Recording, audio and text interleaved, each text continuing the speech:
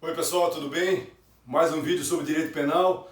Continuamos os crimes contra a honra. O crime agora é calúnia, artigo 138 do Código Penal. Bom, qual é a ideia desse crime? É caluniar alguém imputando-lhe fato falsamente definido como crime. Esse crime protege a chamada honra objetiva. O que é honra objetiva? É aquela imagem social que nós ostentamos. Então, cada um de nós tem uma imagem social, tem um conceito social.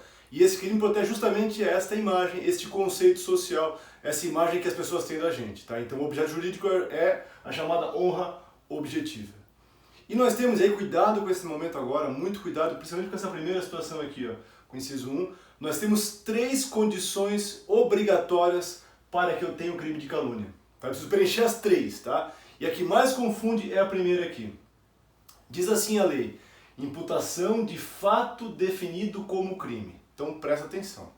Não basta que eu diga assim, fulano é um traficante, fulano é um estelionatário. Por que não, professor, se estelionato e tráfico são crimes? Porque a lei exige, vejam só, um fato. E um fato é uma história. Então eu preciso ter o que aqui, na verdade? Uma historinha, uma história, né? Um fato, realmente um fato, uma história que seja criminosa. Então é uma história, olha, fulano de tal estava fazendo isso, aquilo, aquele outro, aquele não sei o que, e isso configuraria, então essa história configuraria o que? Um crime. E cuidado, crime é aquilo que a lei penal determina que é. Então tem que ser um fato definido como crime. Se esse fato for uma contravenção, não entra aqui em calúnia, vai entrar, veremos no nosso próximo vídeo, em difamação. Então a ideia é fato, ou seja, uma história, uma historinha, uma sequência de atos que tem a definição como crime. Segundo ponto, esse fato tem que ser falso. E aí eu posso ter 2 tipos de falsidade. A falsidade como fato como inteiro, então eu crio um fato do nada e eu invento um fato do nada, então o fato inteiro é falso, ou a falsidade diz respeito à autoria. Eu pego um fato que já existe e incluo falsamente a pessoa que eu quero caluniar nesse fato. Então eu posso ter 2 formas, ou o fato inteiro, ou só no que se refere à autoria. E é claro, né, gente, se eu estou falando aqui de crime, o sujeito que fala esse fato tem que saber que ele é falso, né? Então a falsidade se refere a saber também que o fato é falso. Legal? E o último ponto é a questão do necessário dolo de ofensa. Falamos sobre isso no vídeo passado lá então. Há vários tipos de dolo que tiram a ideia de ofensa. Por exemplo, o ânimo jocoso, por exemplo, o ânimo narrante, ou seja, a vontade de brincar, a vontade de narrar. Então, para que eu tenha calúnia, eu preciso ter o quê? O dolo de ofensa. Então, são 3 situações que eu preciso preencher. Primeiro, narrativa de um fato definido como crime. Então, uma história que seja um crime. Segundo, que esse fato seja falso, seja o fato como um todo ou só a autoria. E terceiro, que eu tenha o chamado dolo de ofensa. Então, tendo essas 3 situações aqui, eu vou ter o crime de calúnia. Legal? Segundo ponto, gente. Quando é que consuma o crime e quando é que é a tentativa? Bom, se o crime protege a chamada honra objetiva, ou seja, a nossa imagem social, esse crime se consuma quando? Quando um terceiro toma conhecimento do fato. Mesmo que seja um só. Então, um terceiro toma conhecimento, está consumado o crime. Tentativa é possível? Olha só, há uma briga doutrinária sobre isso. Há quem diga que sim, há quem diga que não. Me parece mais coerente a vertente que fala o seguinte: é possível se for por escrito. Então, se a calúnia for feita por escrito, sei lá, vou fazer uma carta, troço bem antigo, vou fazer uma carta para mandar para alguém, para mandar para as pessoas caluniando alguém. Sei lá, vou fazer uma carta deixando meu condomínio aqui no condomínio do prédio, aqui, botar aqui uma carta para cada condomínio assim. E quando eu vou fazer isso, me interceptam e não deixam eu entregar a carta. Aí seria uma tentativa de calúnia. Então é possível, em tese é possível, me parece mais correto o trigo entende que é possível sim. Legal? Sujeito ativo. Bom, quem é que pode praticar esse crime? Qualquer pessoa. Basta que seja, claro, maior e capaz, porque qualquer pessoa maior e capaz pode praticar um crime, do caso como a calúnia aqui. E o sujeito passivo, também qualquer pessoa. Como falamos no vídeo passado, inclusive as chamadas pessoas jurídicas, porque eu posso imputar falsamente a ela a prática de um crime. Vocês já sabem isso. Pessoas jurídicas podem praticar crimes ambientais. Então eu poderia criar um exemplo, né? Poderia criar uma situação em que falsamente eu acuso uma pessoa jurídica de crime. Então, seja pessoa física ou jurídica, ambas podem ser sujeitos passivos do crime de calúnia. Há 2 polêmicas sobre isso. Tá? Polêmicas não, mas há 2 questões assim um pouquinho mais, que demandam um pouco mais de explicação. Que são, primeiro, os inimputáveis. E por que essa questão? Porque veja só, o inimputável não pode praticar crimes. Então, há quem diga o seguinte, bom, se eu estou falando lá que eu tenho que imputar ele a prática de um crime, então, em tese, ele não pode figurar no polo passivo porque ele não pode praticar um crime. E aí, nesse ponto, me parece que a leitura do Bittencourt, o César Roberto Bittencourt, é muito aguçada nesse ponto, que ele ressalta o seguinte, que a lei não fala em menor praticando crimes, ela não fala na calúnia sobre fato praticando crime, ela fala fato definido como crime. E o menor, mesmo não praticando um crime, o menor é um inimputável, mas ele pode praticar algo que é definido como crime, então pode. Então seria sim o menor, o inimputável em geral, sujeito passivo sim do crime de calúnia. Certo, gente? E a última questão também no sujeito passivo é a questão dos mortos. Literalmente, no parágrafo 2º do artigo 138, a lei diz que é punível a calúnia contra os mortos. E aí a ideia qual é que é? Não é proteger o morto, e sim o bom nome familiar, vamos dizer assim, a herança desse nome, o nome dessa pessoa que faleceu, essa é a ideia. Então a proteção não é efetivamente para o morto, mas sim para o bom nome que ele deixou para sua família. Essa é a ideia da proteção do parágrafo 2º. Bacana? Bom, aí temos, gente, no próximo, opa, falhou aqui, uma figura equiparada. O que é isso? No parágrafo 1º do artigo 138, nós temos a chamada figura equiparada. Figura equiparada quer dizer o quê? Quer dizer que é uma figura que tem a mesma pena do caput. Então, a figura equiparada tem a mesma pena do caput. E ela se dá quando? Quando alguém, sabendo que é falsa a imputação, ou seja, alguém sabendo que o fato lá que eu vou falar é falso, a propala ou divulga. Então, o parágrafo 1º é reservado não para quem fez a calúnia, mas para um terceiro que, sabendo que aquele fato é falso, passa para frente. Essa é a ideia. Quem passa para frente? Essa é a ideia. E aí, propalar quer dizer o quê? Quer dizer passar para frente via oral.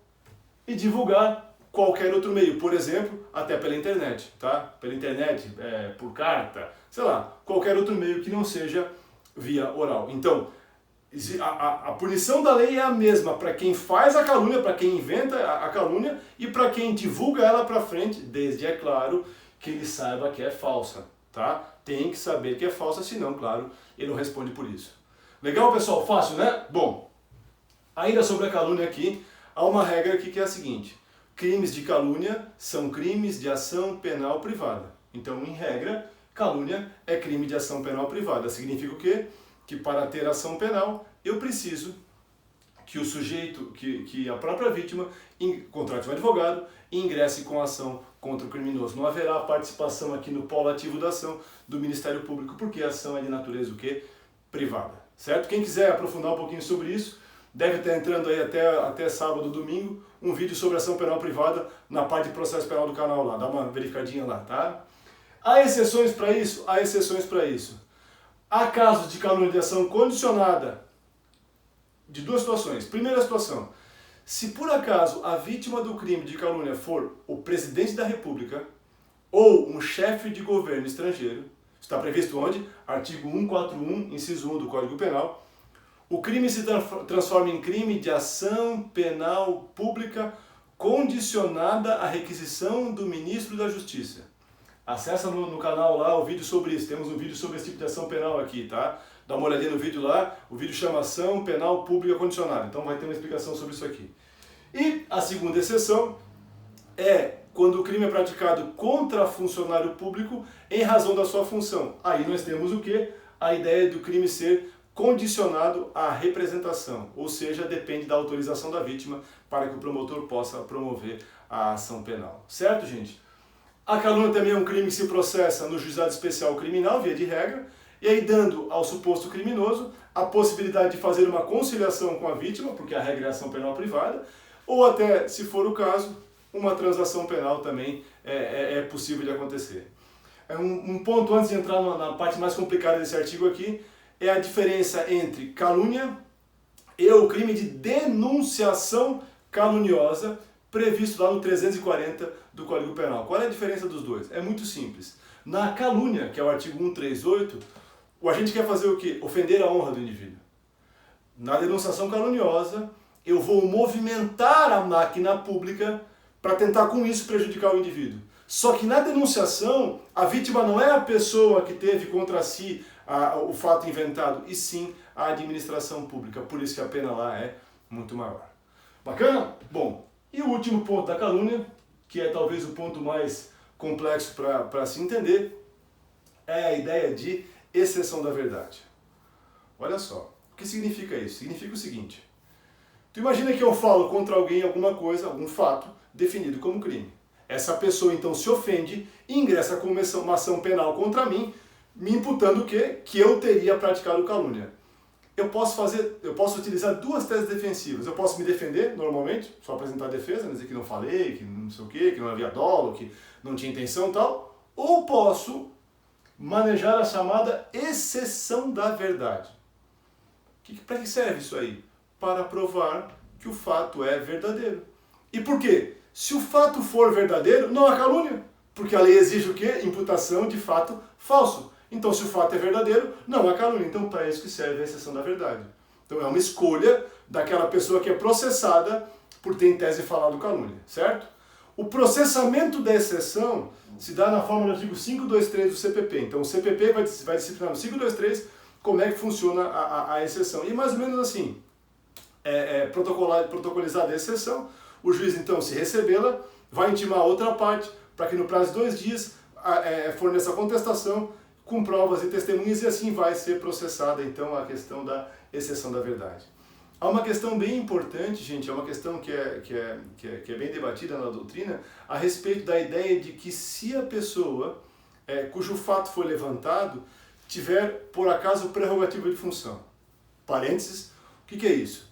Há pessoas que, em razão do cargo que ocupam, a função que ocupam, na verdade, são julgados não em primeiro grau, mas diretamente em tribunais. Então, por exemplo, se o presidente da República pratica um crime comum ligado à sua função, quem é que julga ele? O Supremo Tribunal Federal. Tá? Um deputado federal, a mesma coisa. Então, a ideia é que há pessoas que têm uma prerrogativa de julgamento diretamente em algum tribunal. Como é que fica para essa pessoa a questão da exceção da verdade? E aí, gente, o artigo 85 do CPP já determina, e o Supremo, nesse PET aqui, como é que chama?